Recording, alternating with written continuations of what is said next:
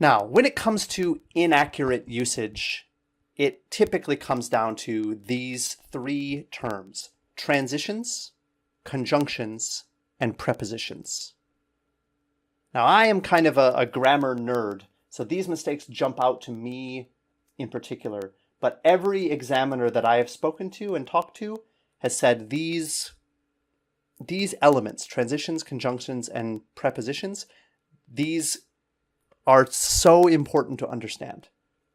If you have never heard these words before, I guarantee you are making some big mistakes when it comes to cohesive devices. Okay, so pay very close attention to the next 5 minutes of this video. Okay, so when I see inaccurate usage of cohesive devices, it is almost always because of confusion between transitions, conjunctions, and prepositions. It is essential to have a solid understanding of the difference between these grammatical categories. Let's start with transitions. What are transitions? Transitions are adverbs or adverb phrases that connect two complete ideas. A complete idea contains a subject and a verb. Okay?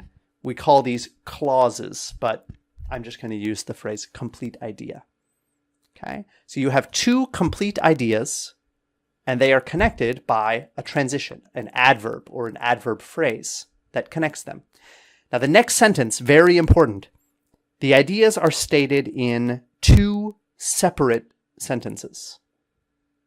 The ideas do not become combined into one. They are separate, two separate sentences. A transition can appear at the beginning, in the middle, or at the end of a sentence. Okay, you can use them in various positions within a sentence. Some examples. Education is necessary. However, experience is also important. Okay, so notice this is a contrasting cohesive device, and we have two ideas. Education is necessary. That's the subject and verb. Education is. And in the second sentence, experience is. We connect that with however, and we're putting that at the beginning of the second sentence. Okay, notice the comma after however. You have to pay close attention to the punctuation as well.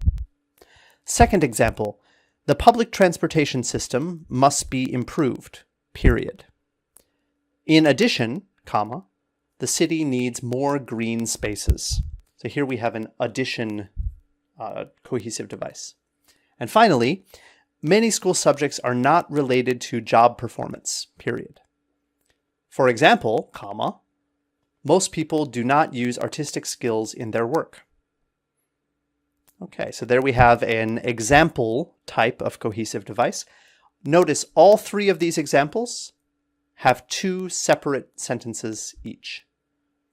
I've used the most common position, which is the beginning of the second sentence for all of these examples, but they could appear in different parts of the sentence. So yeah, I don't want you to think that they always appear at the beginning, but most of the time they do. Now let's move on to conjunctions. A conjunction is a word or a phrase that connects two complete ideas, subject and verb. So again, two complete ideas connected together. The ideas are combined into one sentence. That is the key difference, one sentence. All right, so with the transition, you had two complete ideas, and they remained separate in terms of the grammar, two separate sentences. With a conjunction, you connect those ideas into the same sentence. Most conjunctions can be used in the middle of a sentence or at the beginning of a sentence as well. Not all of them, but most of them. But in the middle, all of them can be used in the middle, every conjunction. Let's take a look at some examples. The first example here, education is necessary, comma, but experience is also important. So again, the same example. Education is, experience is. We have two complete ideas. But is in the middle, connecting them into one single sentence.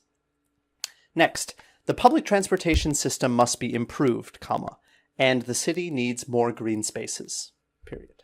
So same idea, a little different cohesive device. This is addition. And then finally, I put one example here of a conjunction appearing at the beginning. Although I do not have a university education, I am able to lead a fulfilling life and contribute to society. So 3 examples there, all 3 of them, 1 sentence, 2 ideas. Prepositions is our final category, and a preposition is a word or a phrase that connects 2 ideas. But a preposition is always followed by a noun or a series of nouns. The grammar is very different. We don't have 2 complete ideas. We don't have a subject and verb and then another subject and verb. Instead, we have 1 subject and verb and then a preposition followed by a noun. Okay, prepositions are very common. You are familiar with many of them. On, at, in, of, about, under, over, next to, beside. Okay, there are a lot of prepositions that you are familiar with, but the way that they are used in task 2 is maybe a little bit less familiar for you.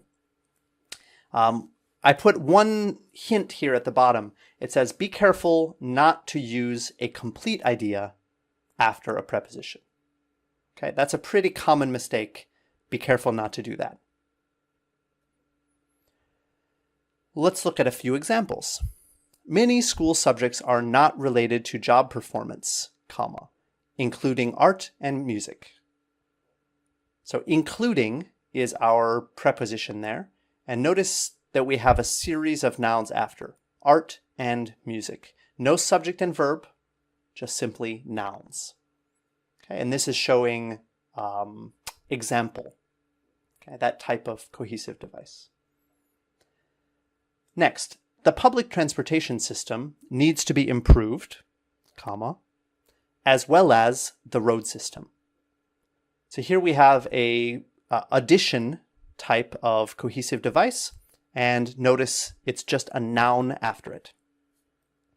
Finally, we have a preposition starting the sentence. Despite my lack of university education, I am able to lead a fulfilling life and contribute to society. So this one's a little bit more complicated, but again, you can see despite plus a noun. There is no subject and verb there.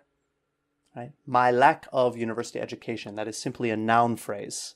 And then the subject and verb after that, I am.